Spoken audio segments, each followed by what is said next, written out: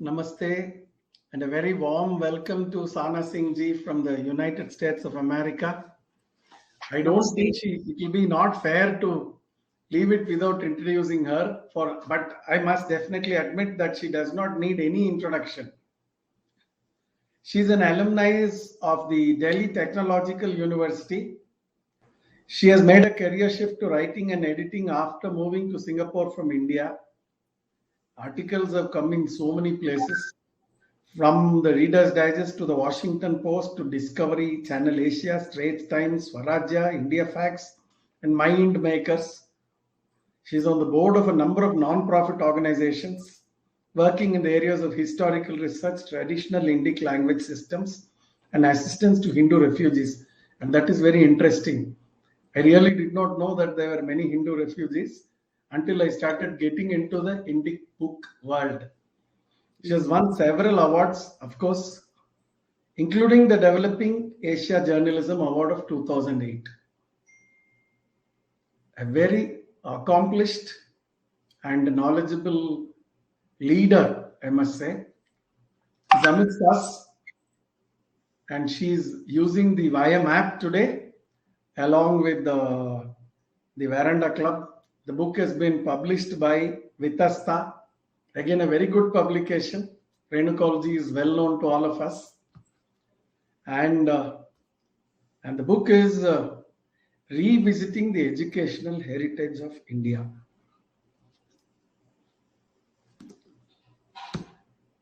Definitely, yes, we have to revisit. And since I am domiciled at Coimbatore, I am very happy to note that out of the 234 books that you have listed at the rear, which itself is mind-boggling, I was taken aback. In that, the 56th book refers to, the work of a person who's very well known to me, Professor P. Kanaga Sabapati ji, and the book is Indian Models of Economy, Business and Management. Of course, I know Mr. R. Vaidyanathan very well too, the 57th book, and definitely Chitra Madhavan ji, the renowned historian, is also very well known. History and Culture of Tamil Nadu, Volume 1. So it's not just merely a list. It is a veritable impossible activity, I must definitely say. People have really praised us at the Verandah Club for doing one program a week, and there have been people asking me, how do you manage? But I have to ask this to Sahana Singh ji, how did she manage? Because 234 is a very, very, very big list. I've been going through a number of books.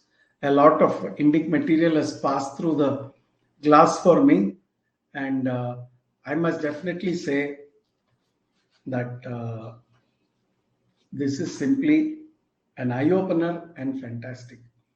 If she sees this book, she'll be very happy. And I wish that the readers also see it, the audience also sees it, because there is not a single page that I could not spare from marking. So this book has helped me to revisit the educational heritage of India. And that is the beginning of the success at an individual level for me, to which I offer my pranams and I'm grateful to the author. There are so many references and there are so many people. What was very interesting for me was to understand the sheer size of documentation in India. Recently, I had the opportunity to discuss with Mr. Venkatesh Rangan, the author of the book, The First Republic. He talks about the huge number of Modi records which are found in Maharashtra.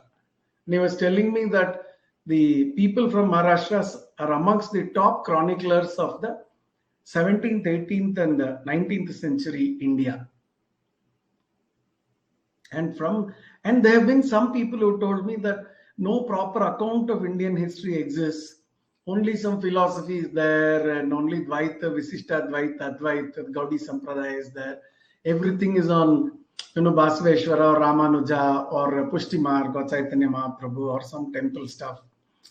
And, these people were relaxing, and, astrology, Vastu, and too much of checking out on all this made them lose out on a number of things.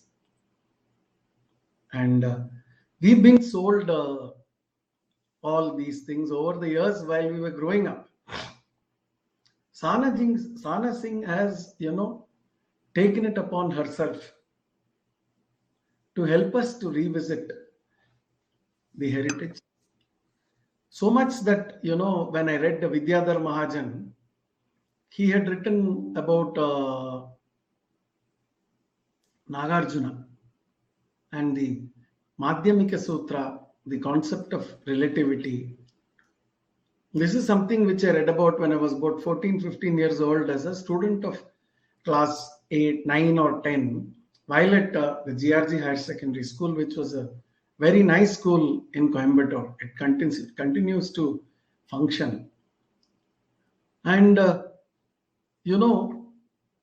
decimal, the fraction, the zero, the concept of infinity, the gravitational force, the concept of relativity, then medicine, astronomy, how it goes Jambodvipe, Bharatavarshe, Bharatakante, Meroho, Dakshina Digbage, Kanchi Kaveryoho, Madhya Pradeshe, Sri Sailasya, Agnyaya Pradeshe, Svagruhe, very quickly, Vasaraste Evanguna Viseshna Visishtayam, Shubhatitho, they use all these things. I'm using it in parts. And, it talks about the period. Kali Yuge, Pratame Pade, all that is used. The concept of time, the calendar, how many 100 years it should have taken for the Indians to lie down on the back on a terrace of a house or in an open field, or to sit down with some canes and sticks and with some lamps around to make notes of astronomy. It must have not been an easy job. Tools were absent. And looking at the Nalanda University, the Vikramshila University, Odantapuri, then of course Kandalur Sale in the south.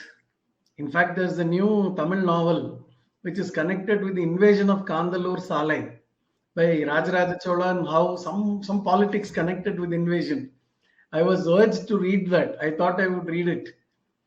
So it's like very interesting. I must definitely admit that the personal Guru Sishya Paramparya of India was something which should not have been tampered with. And when we talk about all this, they come and tell us, oh, so what, it has all happened. Now what do? You just follow the system and move ahead in life. That is exactly what our author is telling us. Move ahead in life.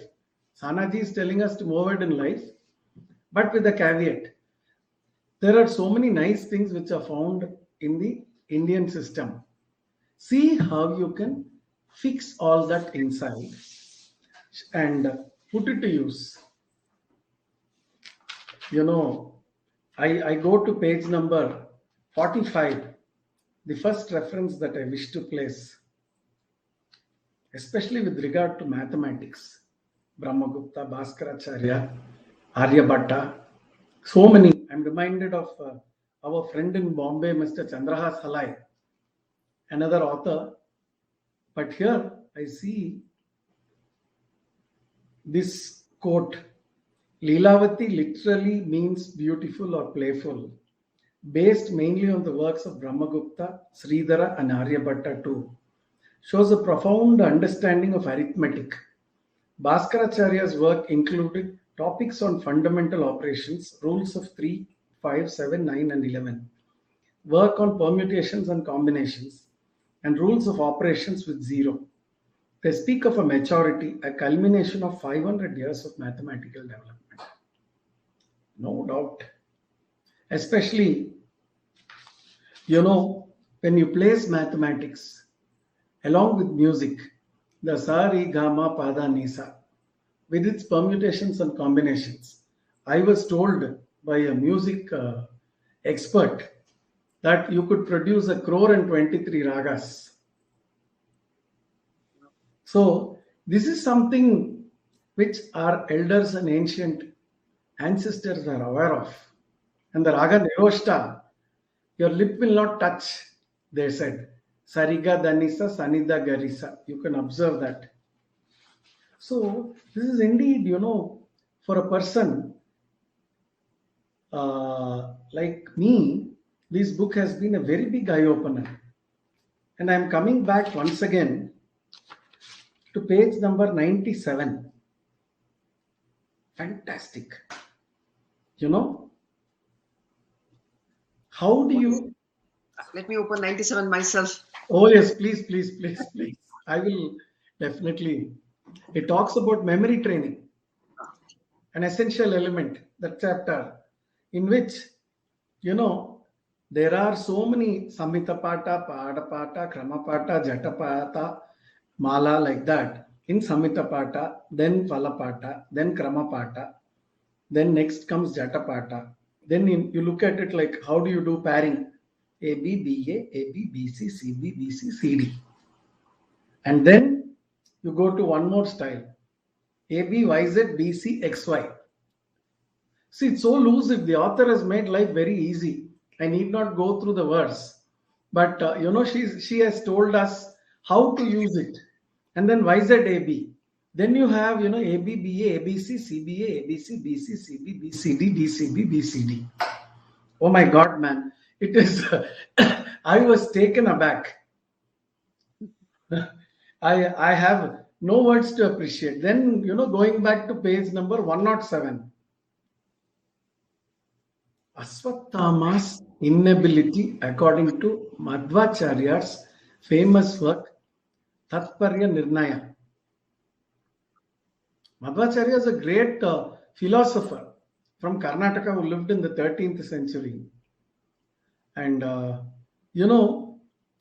they talk about the usage of the Brahmastra by Arjuna and by Aswattama, wherein why Aswattama is unable to take it back because he had broken his celibacy mentally by agreeing to marry the wife of Duryodhana while Duryodhana was in his deathbed. Whereas Arjuna, who had a number of wives, did not yield to the advances of even Urvashi.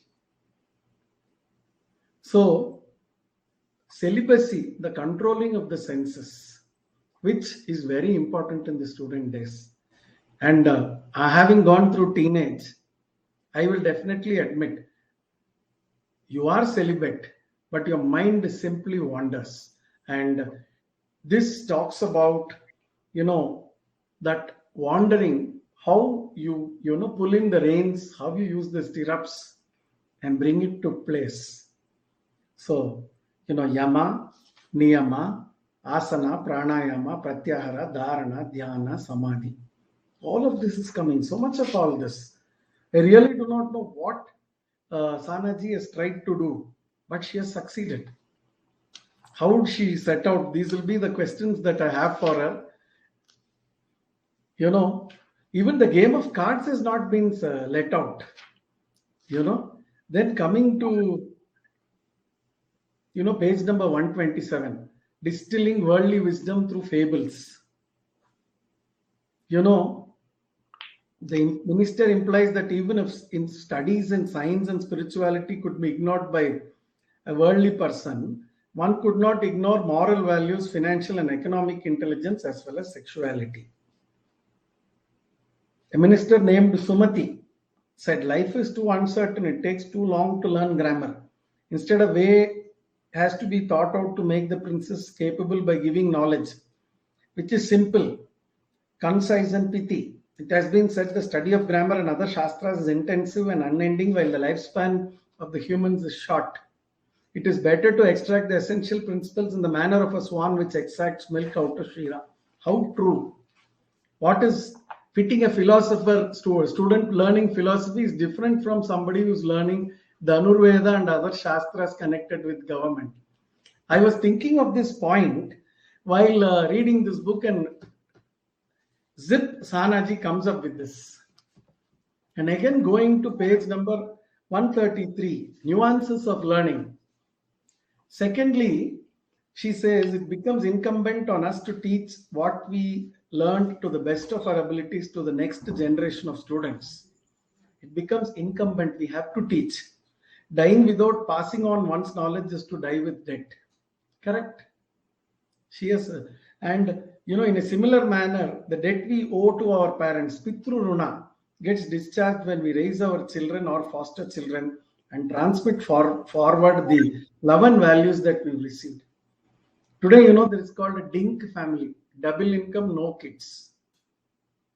I used to wonder, okay, that is their wish, their way of life. But here there is a logic and reason why we should continue. We should share the love and affection. That is that. Then I came to 138. I want to come to Bhavanandi Munivar. See, Tamil. See, everything is coming. Every language, every part of the country. Bhavanandi Munivar, who wrote a book on grammar in Tamil titled Nannul in the 13th century, has listed many qualities that an ideal teacher and an ideal student should possess. Lovely. Manu, the well-known legislator, has written, this is from Dr. Radhakrishnan, a believer in scripture may receive pure knowledge even from a person of a lowest of the four recognized classes, the Sudra. A lesson of highest virtue even from a Chandala, and a woman bright as a gem even from the basest family. All of this is found. They have been distorting. That's what the author is coming to finally. Even today, there are several million texts not translated. Then T.A. Saraswati Amma, she's talking about the nuances of learning again. It is also significant that those proofs and derivatives are found in commentaries, not in standard mathematical or astronomical treatises, which satisfy themselves with the enunciation of the results. As in Ayurveda, the great teachers were content to provide manuals for easy reference in writing, while the explanation and rationale were left to oral instruction. Correct. In fact, the break in the oral traditions brought out by foreign invasion may have resulted in significant links in our scientific knowledge being irretrievably lost. I will definitely agree. Not going to Ayurveda, that is too much for an ordinary person like me. Let us take a grandmother or great-grandmother's recipe. Let us try to cook. Or with the aid of YouTube also. The beautiful badam halwa made by the lady will look like charcoal if I cook, if I do not follow the instructions properly. That's exactly what Sanaji is trying to tell us. The nuances of learning. See, again, record maintenance. Everybody has said there was no record maintenance in India, but Yuan Zhuang says that each province had its own official for preserving a record of incidents in writing. There was. Otherwise, how would they administer? You mean to say they had some magical craft through which they can administer? That has also been brought out very well in a very interesting manner by the author. Everywhere she is, the picture of Bodhidharma. When the one movie called Ela Marivu came in Tamil. In that movie, somewhere, they say Buddha, like comparing Bodhidharma with Buddha and even trying to say that he was greater than Buddha. And then there was a big furor. Some cinematic conversation it was, and then they dropped the subject. So I was looking at this Bodhidharma. Shaolin means young temple. I've seen the movie 36 Chamber of Shaolin. Lovely movie as a school student. Then I also learned that palm leaves and birch bark stay for a longer time in Japan because of the weather, which is helping to preserve them. In India, the life is only 400 years. So Sanaji has spoken about science, astronomy, mathematics, philosophy, history, spirituality, religion, language, the various scholars, the various masters connected with all these things have been brought out in this book. The names are endless. It is very difficult to remember. Maybe she does because she has written the book with an enormous passion. Here she talks about when Buddha's teachings began to percolate into Japan, a philosophical churning took place. 604 CE, Prince Shotoku Taishi authored the first constitution of Japan, known as the 17 article constitution based on Buddhist doctrines. How much has India contributed to the world? We are under the impression that India has contributed to the Western world through Arabia, and we have completely negated the contribution of India to the East. They call China great civilization, but how much of knowledge has gone from India? How ruler after ruler sent people to India? Fahen, Yuan Zhuang, all of them have come, they've taken books. And in fact, when books got lost in the river, they had to wait somewhere so that the copy text would come and take it back. Sanaji has pointed out that too. During the reign of Emperor Shomu in the 8th century, he gave orders for temples to be built in all the provinces of Japan, for specific Sanskrit sutras to be chanted in them on fixed days and times. And in India, particularly in the south, more so in Tamil Nadu, they simply keep castigating Sanskrit. And for no reason. The Brahmins were called Baramon. That's also very interesting. See, I was recently, Sanaji, I was reading this small paper presentation of Dr. B.N.K. Sharma, which deals with the Tamil and Sanskrit, and he is talking about the place value of numerals and how Tamil grammar and the Tamil society, in spite of being in an advanced state, had not taken cognizance of the place value and the value of zero and had not put it to use in the Tamil scripts. Mm-hmm. I was quite taken aback. Definitely Tamil is a fantastic ancient language. But why was that reluctance and why did they miss out? I have no idea. But, this scholar who was at the Ruparal College in Mumbai, he's a Coimbatorian, of course, but, he had pointed that out. Dr. Sharma is from Coimbatore. Yeah, Sharmaji is from Coimbatore. His great-grandfather, Kochi Rangapachar, was a very famous scholar and the minister in the court of the Raja of Tripanithura, that is namely Kochi, and in the veranda of that house, the Raja of Kochi used to wait for his teacher to come 150 years ago. Therefore, it was known as Raja Tinne. Tinne means the veranda outside. In Raja Street, still that only recently the house was given away. That's near the Vyasaraja Mat. Dr. B.N.K. Sharma is from Coimbatore. Then, Melkote having such a lot of collection of manuscripts. I've been there several times. Now I feel I should spend some time in Melkote whenever I go there. On Jazia, it is very beautiful. Whatever you have said.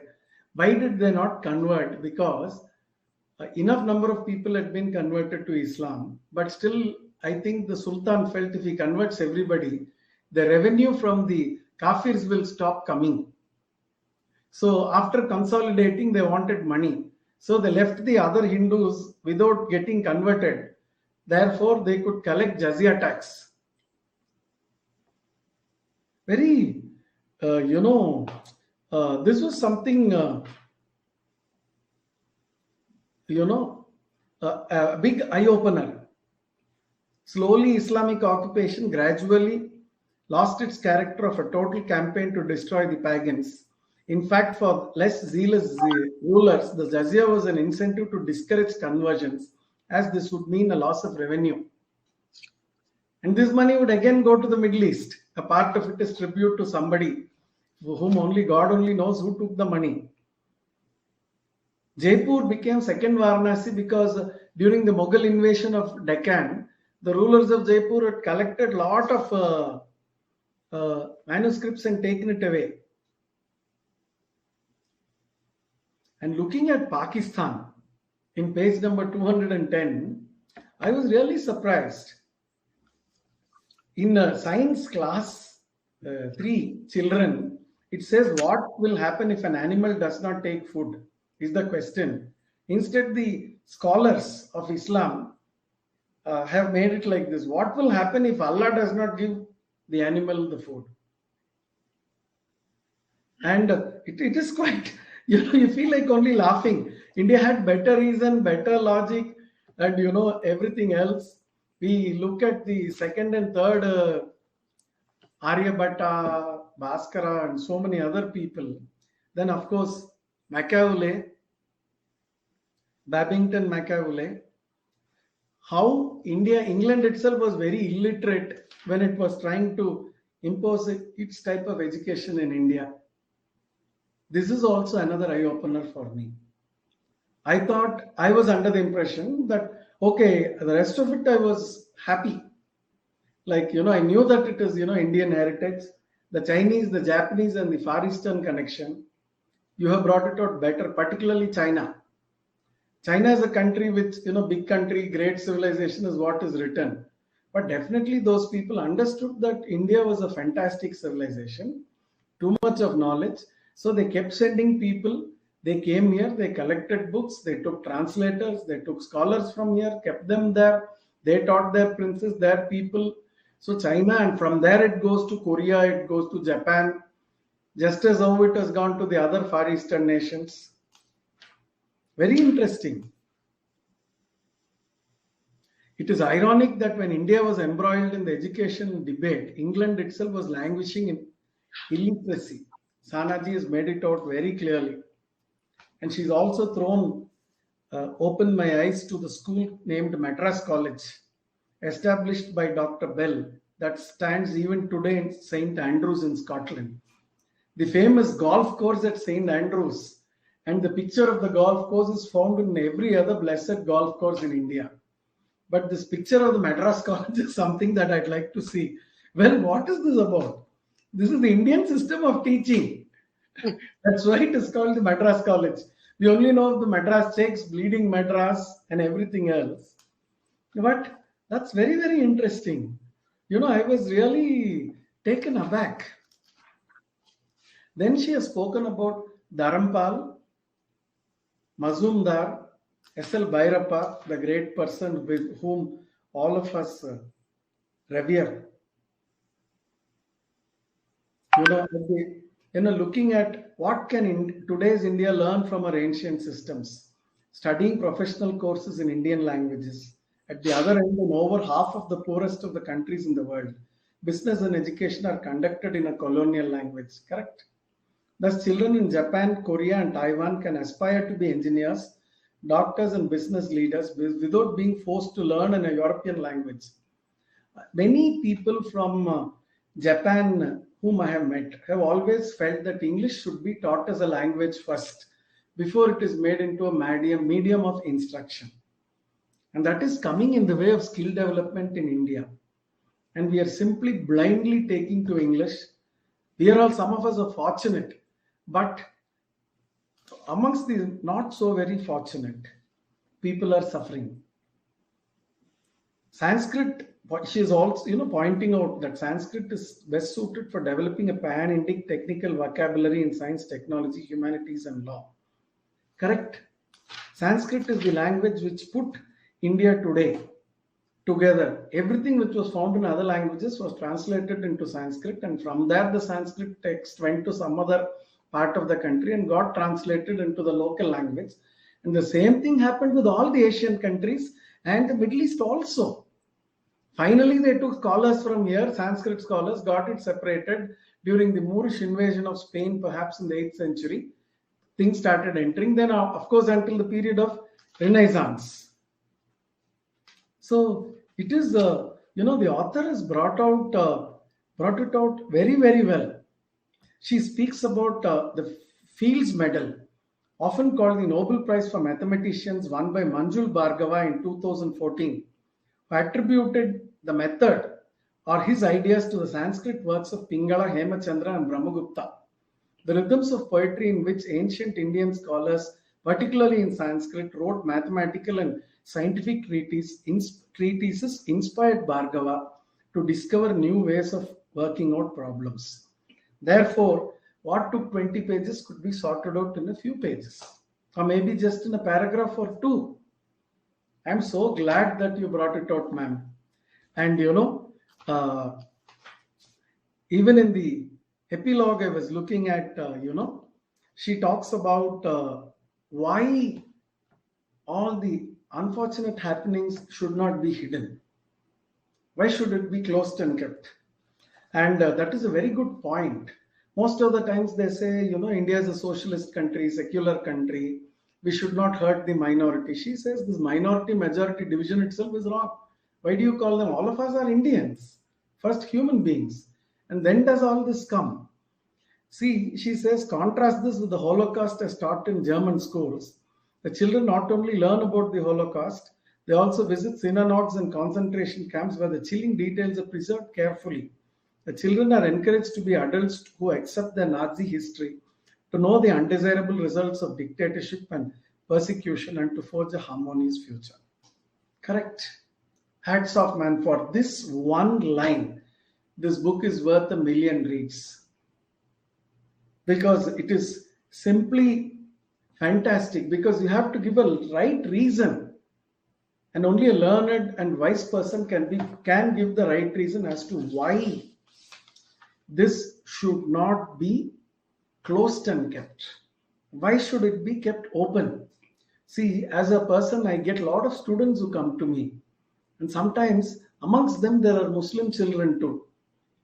And people tell me, please don't talk about Muhammad of Ghazni, please don't talk about Muhammad of Ghori, please don't talk about Aurangzeb. I'll tell them why. Why should we presuppose that these kids want to follow them or they'll get hurt? Are we not talking about some of the ills found in the other systems? Even in Hinduism, did we not go through the Hindu Marriage Act and so many other reforms? Have we not done it to ourselves? We don't want to destroy the whole system for a small fault. Here, similarly, here she has written Muslims children should be taught to not identify with Muhammad of Ghazni, correct? Muhammad of Ghori, Aurangzeb and other religious bigots. They should be made aware of the forced conversions that took place in history and must be guided to not empathize with people who oppressed their ancestors. Perfectly correct, ma'am. With this submission, I just simply want to know, I want to give this title to you today, which has just come out of my mind spontaneously from the annals of history. And what is this title? Vichitra Chitta means myriad-minded. Mahendravarma Pallava I was known as Vichitra Chitta for having the ability to think on different subjects at the same time and take cognition of the facts and submit it in front of people in a very effective and convincing manner. Our author for today, Sahana Singh ji, is myriad-minded and she fits the title called Vichitra Chitta. I do not know if it is a male or female title. I'm not so conversant in Sanskrit. But this definitely fits her because there is a verse, Pushpeshu Jaji, Purusheshu Vishnu, Narishu Ramba, Nagareshu Kanchi. Kanchipuram was a great center for learning like Varanasi. And there were 7 Kanchipurams. So the Pallava Empire was in Kanchipuram and it nurtured something beautiful. The next week, we are all planning, the Verandah Club people are planning to go to Tiruchengatangudi in the Delta region, that is near Tanjavur, where, the Ganapati brought by the commander-in-chief of the Pallava army, Vatapi Ganapati, is in a temple. So we were discussing as to find out where that Ganapati is and go and visit him. That Ganapati, Muthuswami Dikshatar has written a song. I really do not know if it is connected with this, but Vatapi Ganapatim. That's the first, Hamsadvani, correct. Hamsadvani, perfect. So, this title, Vichitra Chitta, is, perfectly fits you, ma'am. I'm really astounded and taken aback. I was telling all my friends, and this book should be found in every school and college library, with every tuition center, with every FitG center, with every NEET center, and with any other center connected with higher education. And I think we should call upon people to create, whether the government adopts it or not, whether any board adopts it or not, or whether any politician adopts it or not, or whether any educationist or academician adopts it or not. Whatever Sahana Singh has recommended, we should try to fit it completely into the school syllabus, bring out a set of books and keep it available for anybody to refer. So when I open the laws of motion or the laws of gravity, G d1 d2 by r squared, where is the origin of this law? They say, sir, this person is the one who, Sir Isaac Newton, the one or two or three laws of motion. Then relativity, you talk about so and so. Please also definitely this line has to be added that in the 3rd century BC, in the 15th century BC, this was found and this is the source text and there has been an evolution, and then you put the latest person and give this. I think that will be the perfectly right thing to do, and that is what is called intellectual integrity. Dr. Kalam spoke about intellectual integrity when I met him about 10 or 12 years ago. What he said was, while he was in the Rashtrapati Bhavan, he was, yes, there as the president when I met him. He said there were 3 Nobel laureates who were the guests of India in the Rashtrapati Bhavan. And there was a small dinner or tea which was given in their favor. And they spoke about all the previous achievers on whose shoulders they stood. And that is how they got the Nobel Prize for their subject. And he said that is the intellectual integrity of that person, of that scholar. And please remember that he said, going by the words of that same man, should not that intellectual integrity be practiced in the country where the first citizen, Dr. Abdul Kalam, stated so? We should. And I now throw it open to her. I know, I understand I've taken a little longer time and she's been very patient listening to me, and so are the rest of them. Ma'am, I want to ask you why you took this subject and how much time did you take to complete this book? Because there are 234 books that you referred to. It is very difficult and the subject is deep. Many of the type of works and the authors have interacted and they're highly diverse, and hence I call you with that name, Vichitra Chitta. If you can elucidate and enlighten us, we can try to emulate you, or somebody else can at least. So first of all, namaste and thank you so much. I'm very touched that you went through chapter by chapter and you actually told me what you liked in each of those chapters. So you have read it so thoroughly and you have dwelt on every sentence in the book, and that is very touching for me to hear it firsthand. That because otherwise we work hard for what we write, we do all this research, we write it, the book is available. Oftentimes I find that people don't read the book thoroughly, so they just skim through it, or they just read a little bit of the beginning and the ending, and then they are later they say things that when they are talking, I can make out that they haven't actually read the book fully. But with you, I can see that you've actually dwelt on the book very carefully, and you've added your own thoughts to it while telling me. So that was beautiful. Thank you very much for that. Thank you, ma'am. And I too, I mean, as you can see, it's not much of original work, but mainly putting together, compiling the work done by so many great scholars, that it was like a yagya in which everybody's giving their ahuti, and that is how it became something. So I really don't feel like I did anything. I just saw, I observed, I just put it all together. So I don't feel as if I am the doer here, but there was something magical happening because I was learning so much as I was writing, as I was researching. Things were coming my way. It was like magic, because many things I was not planning on writing or making. I didn't even know eventually it'll add up to 200 plus references. So I was thinking, now I got everything and let me just write it. Each time I would start writing, 10 more things would come my way. 10 more, I would become aware of things. And then I would say, okay, stop. I can't go ahead until I read those and then include that as well. So that's how the journey was. And the other thing is, there is so much information out there that if I try to put everything in the book, it would have been a drag. So I think that is perhaps where my effort came in. It was to decide which part to retain, which part to just list in the reference, so that let the others read on their own. Because I didn't want to make this into a heavy academic reference book, like so many textbooks that you see. I wanted it to be like a story. So if this reader reads, then it should be flowing, and the fact should not feel like a drag. Like, you've already told me 10 things just like this. Now you're telling me one more, like, so that feeling shouldn't come.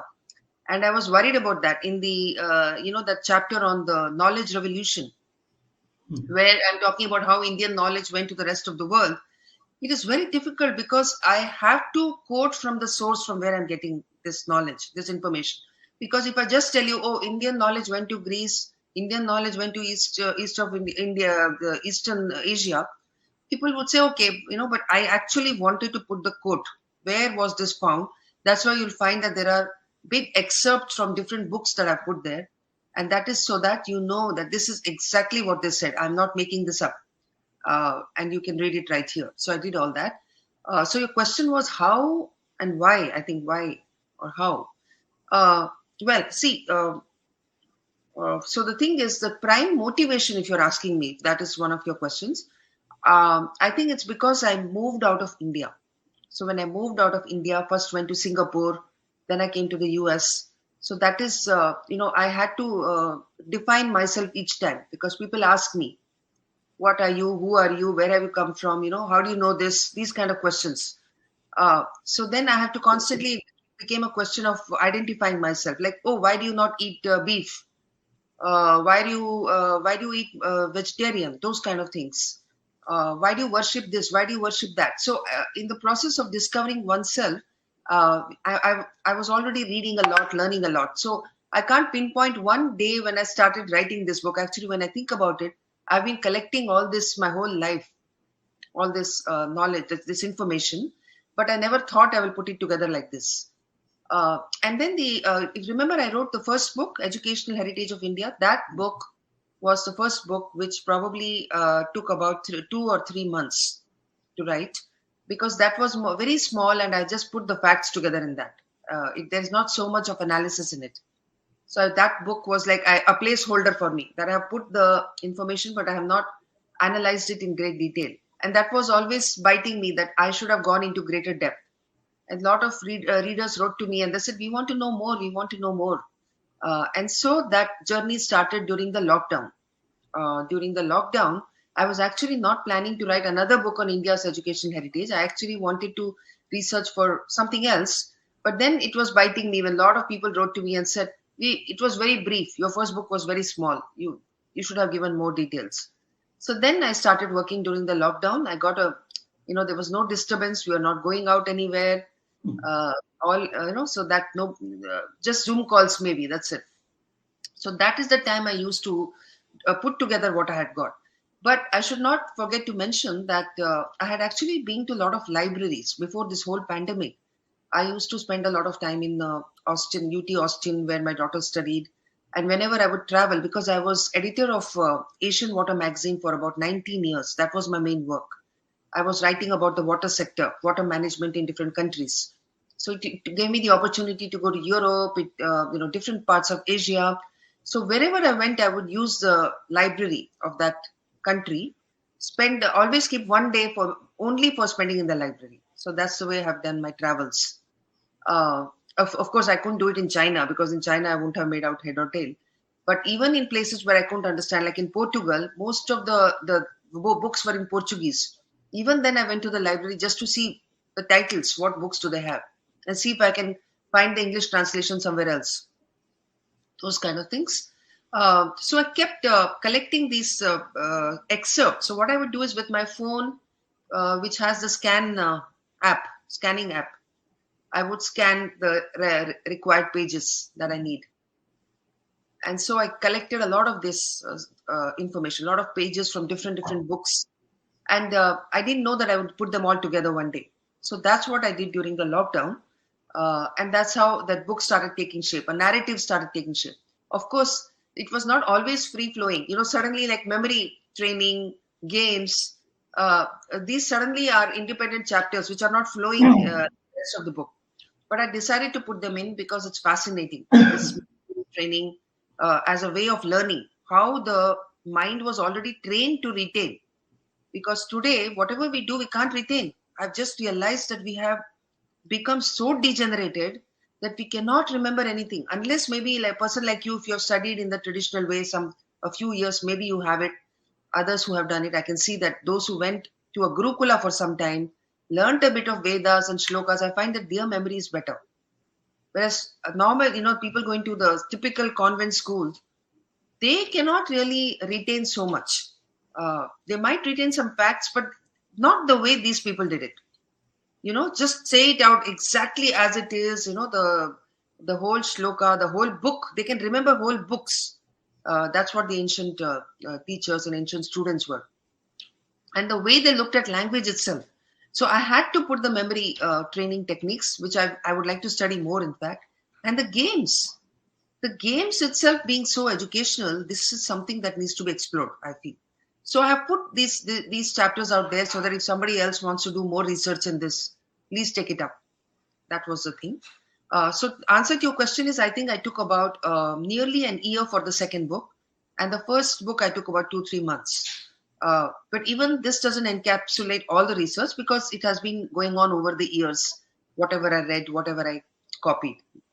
And somewhere in today, when you were talking, you were talking about the earlier scholars. How did they copy? How did they transmit all this knowledge, writing it on bark, on the wood, and all these perishable things? That is the thing to admire. Like, what have I done? I am in the internet age and I've done this. But just think of those people.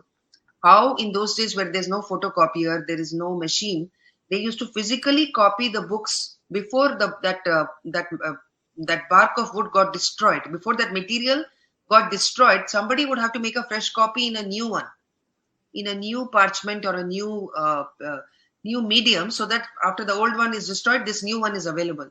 Physically writing the whole book. Can you imagine? So that's how we have got it till today. Those whatever we have got. A time came when paper became available and you were able to write. There were battalions of copiers whose job was to sit and copy. And that's how it went to the West. Because our manuscripts, when they would go to the West, somebody would translate. Again, they would have to copy and copy in order to preserve this knowledge. So that's how it has come down to us. And in fact, I vaguely remember, but I don't remember the shloka. So the Mangala Charan, which is written before every book. So one of the persons has actually written that my eyes are hurting. I'm feeling so tired writing this, but I have to keep doing it because this is the knowledge that I have to pass on. Somebody wrote this as a Mangala Charan itself. Oh. So yeah, that, but I'm doing it for posterity. I'm copying this. Just, you feel like bowing to those people who is he's losing his vision in writing that, copying that book, but he's still doing it for posterity. So when I look at all this, I feel so humble. I feel so touched. And I just hope that this book is read by people in detail, just like you. And then it yields to more research.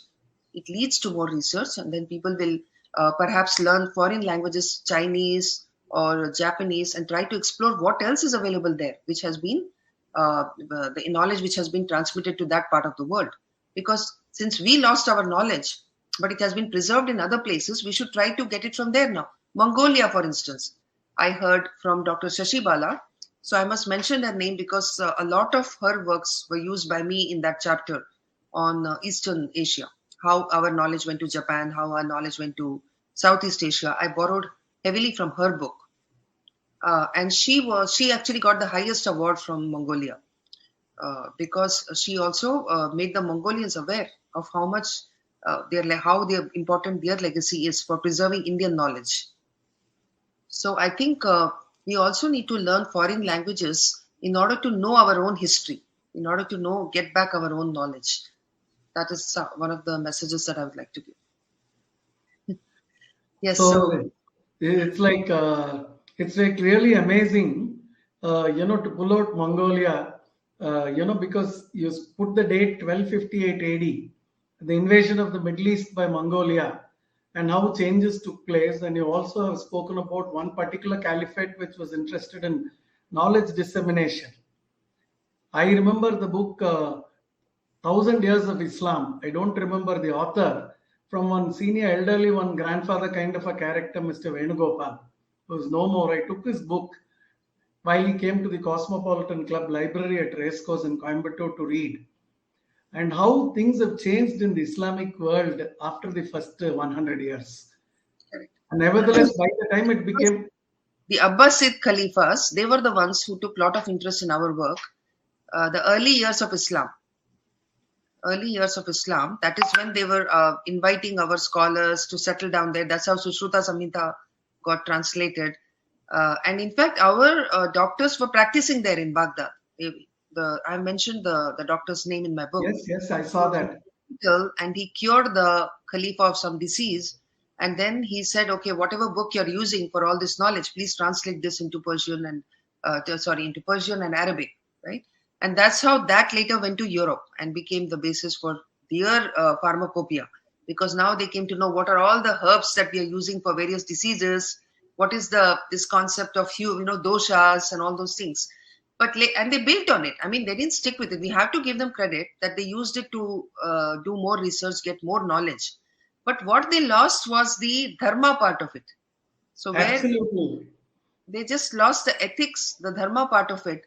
That, you have to be rooted in dharma. Whatever research you do, whatever technology you bring, don't make it like some separate thing, happening on its own. It has to be rooted in dharma.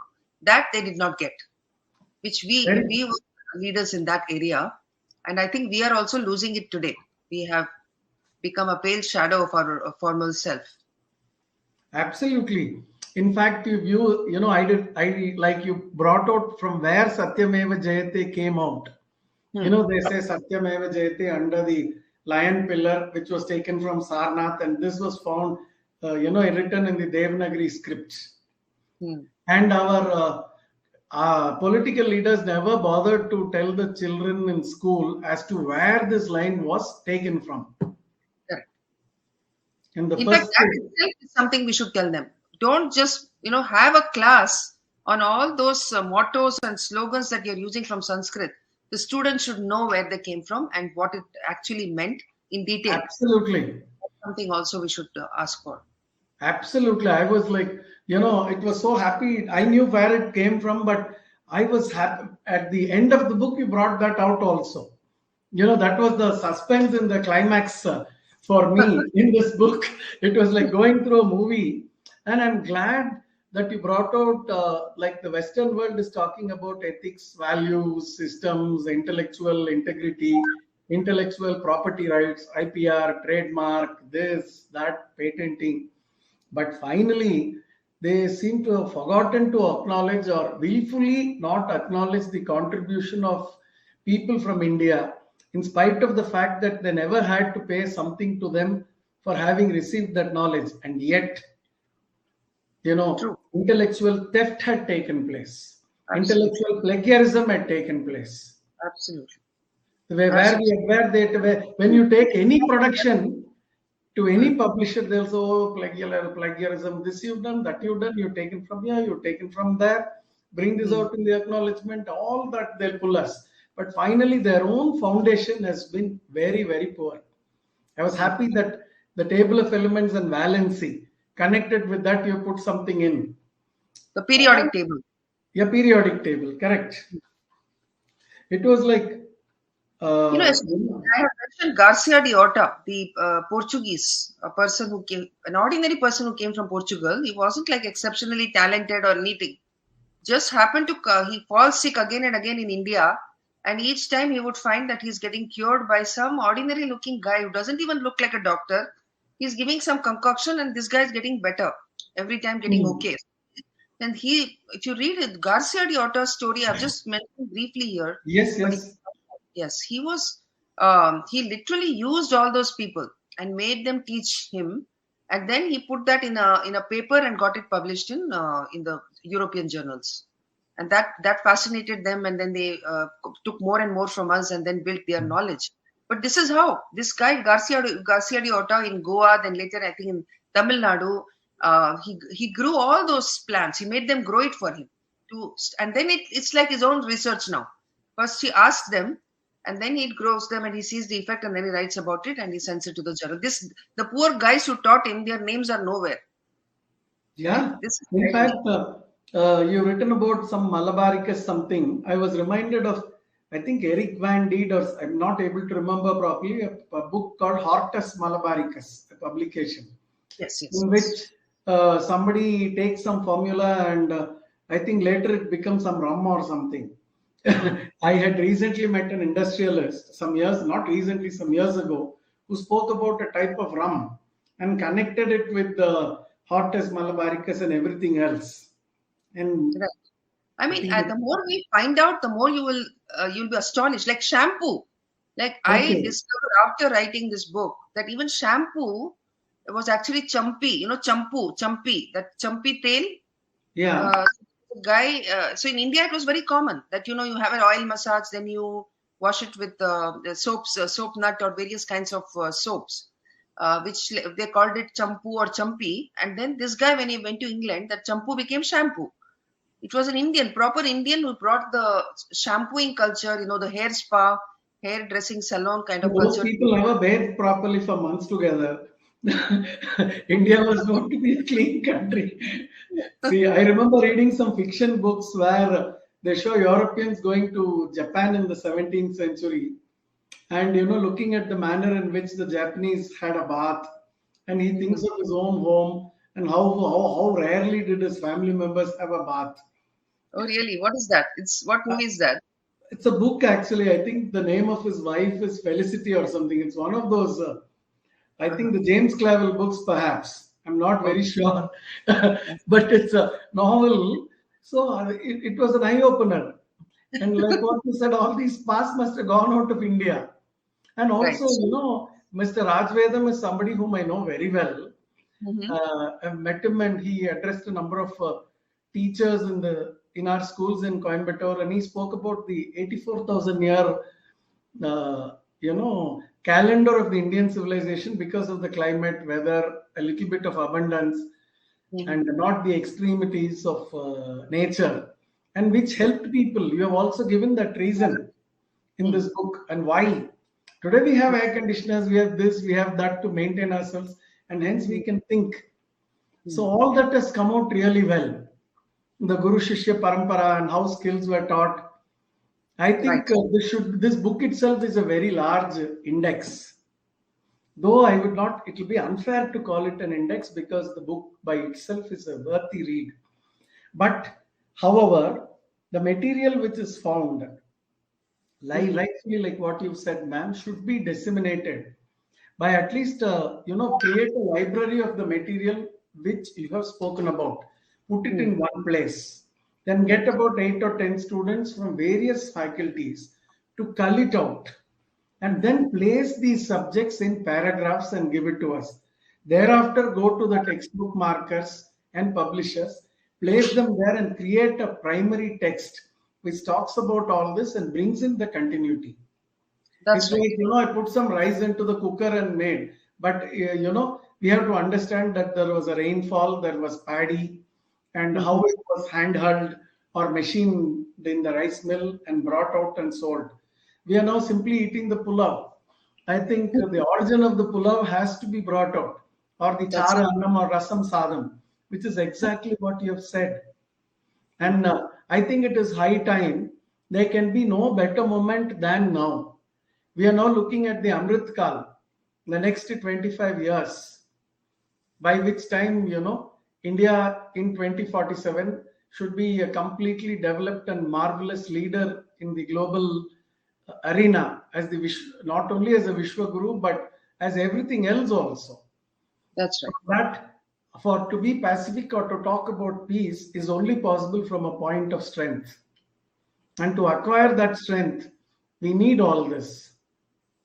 And I must personally, thank you for enriching me. And I was so happy that to see so much of information. And then I was wondering, I'm used to giving some name or title to people positively. And I was wondering, what should I say when I see Sahana ji and how would she be recognized? She's an accomplished person with water, with this, with that. I've been associated with a water NGO called Sirtuli for the last 18 years, and we've been desilting water bodies and all that. So we've heard of your name and everything else. So I was just thinking, what shall I call this? What shall I call this accomplished person? I was thinking. Once in a way during the last day or two, I must thank God. It was a miracle that I could find the appropriate word today. So, Thank you. I need one help from you. yes, If you're able to find somebody who can translate this book to Tamil, that will be very helpful. Because I have 100%. Hindi version will come out soon. The Kannada version is almost ready. Gujarati version is almost ready. So it just has to come out in print. But Tamil, if do you think people would be interested in reading this in Tamil? Definitely, they would like to read it in Tamil. They should, we have Coimbatore has got a number of translators. We'll work out on a project with the local resources to get it translated and give it back to you so that it comes back in a full form through a publisher. And there is a thing called IPR here also. With due regard to that, we'll get it. It has to be done by a person who knows English and Yes, Tamil well, that's and that's also has the ability to understand a little bit of history and Sanskrit and a touch of mathematics and awareness of science. absolutely. The translator's job is very, very difficult because I've worked with the Hindi translators, Kannada translators. They are actually very, very knowledgeable people. Without them, you thinking about each and every word, how to put it there, so that it gets the right meaning, and stays true to what I'm trying to say there. In the It's same way, see, for example, losing what has been grained, you put labda pranasham. They have to bring it out in the same manner, yes, and that is very important. And in Tamil, the consonants do not have qualities while defined. Like in Hindi you have ka ka ga ga na. In Kannada and Telugu you have, but there is only one ka. And unless somebody knows Tamil, they will not know which ka to use. And at times, if a Sanskrit transliteration has taken place, for example, Kakara Rupa Kalyani, Kalyana Gunashalini, Lalita Trishati can become Gagara Rupa Kalyani, Galyana. That can happen. I hope you know Indian yes, languages. So here we have to keep the, on top of the ka or the other tha, you have to keep the place 1, 2, 3, 4. So it becomes easier with the, Mitra Bheda means splitting of friends. This is an easy word, but when it comes to some like labda pranasham, it can get into trouble. yes, So I had a funny experience while they asked me to write about goddess Renuka some years ago. I wrote a 60-page book. I was lucky, and then there was supposed to be a translator. I cannot write Tamil but speak very well. I did Hindi in school. I went to the translator. That every now and then the translator kept calling me. Parashurama exterminated 21 generations of Kshatriyas. He said, "What do you say for extermination in Tamil?" I had, he was very knowledgeable. But in one word, Ver Aruttal. Ver means root. Aruttal means removing with the root. So that is extermination. So similarly, I will work out, try to get a very good translator. We'll make it into a project. There are very that, good that's colleges like Kongunadu College of Arts and Science. They're very much, Dr. Vasuki there is interested in dharmic work. We'll seek a help to find the right scholar who has an unbiased mind, and we will definitely work on this. And thank you so much for giving this opportunity for us. And I earnestly hope that my colleague Jagannathan and myself try to make some justice by, try to do justice by getting this translated through the right person. And since we know Tamil and we can pick on this. Basically, it needs somebody to pick. There has to be a critic who has to, yes, once each chapter is ready, you have to say, no, Are, here, this is what the author has meant. Please try to address that. And yes, then that's take it to a bigger person. correct. And then take it to a bigger person. Definitely, Sanaji, we will get it translated, because once it is translated, this book has to be acquired by at least the 11,000 private schools in Tamil Nadu. Hmm. Very important, because though people claim that they know English very well, but still, the local mother tongue, it is through which they will understand properly. And for anybody else, and finally, even if it comes to some political debate or anything else, it is the Tamil book which will help. That's right. We That's will what I definitely work on that, and 100%, and we shall stay in touch with regard to this. Since this book is there with me, let us work chapter by chapter, get it nicely typed, put it in big alphabets, keep the printed copies, get 2 or 3 more copies, give it to scholars who will be able to place and see whether the translation is right or wrong. Right. That is very important. Excellent. Thank you so much. I'm so happy to interact with you today, and we, all of us have been wondering if we can be also part of the big, marvelous journey that you're taking, and you have given us the opportunity, and we are very grateful. Thank you We are so all much, ma'am. together. Thank you so And, much. as you said, Vasudhaiva Kutumbakam Satyameva Jayate Yatra Vishwam Bhavati Ekanidam. The whole world is but one nest. All these terms which are used liberally in several of the institutions, I think have to be explained why, where it is found, including the Purnamida, from the Isopanishad, from what is full, whatever came out is full, and after what is full came out of what is full, still what is left is full. Correct.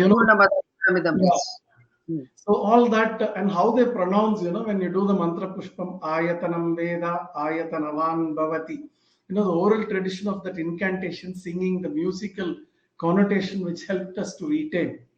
You brought that out very well. At 4 pages of prose we cannot remember, but a complete 10 movie songs are in our mind because it is sung. And thank you so much, ma'am. And it cannot be on a greater moment than now to bring this out, because we are all charged by the recent developments in India, and we feel that the Amrit Kal has begun.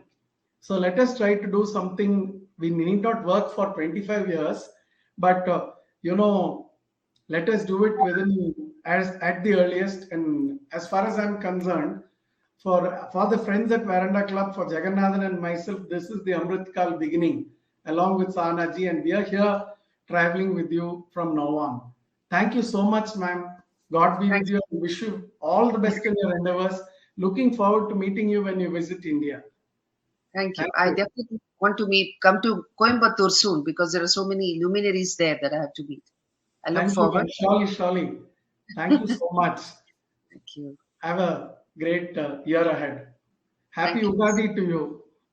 Happy Ugadi in advance. Thank you. Thank you, ma'am. Thank you.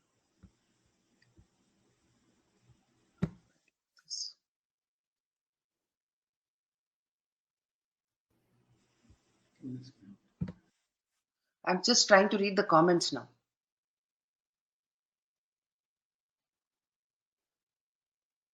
Oh, so many people watched him.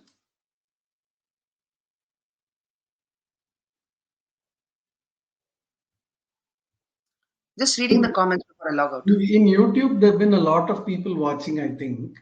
I see. And tomorrow we will be releasing this video on YouTube, and normally for a good work, the readership increases, the viewership increases dramatically within the first week or so. I will send the YouTube to you, and you can YouTube link to you, and that can also be shared. Okay, great. Thank you so much. You are putting in a lot of effort, and I will be in touch. Thank you, ma'am. We'll make a beginning with this today. Sure. Thank you. Thank you, ma'am. Thank you.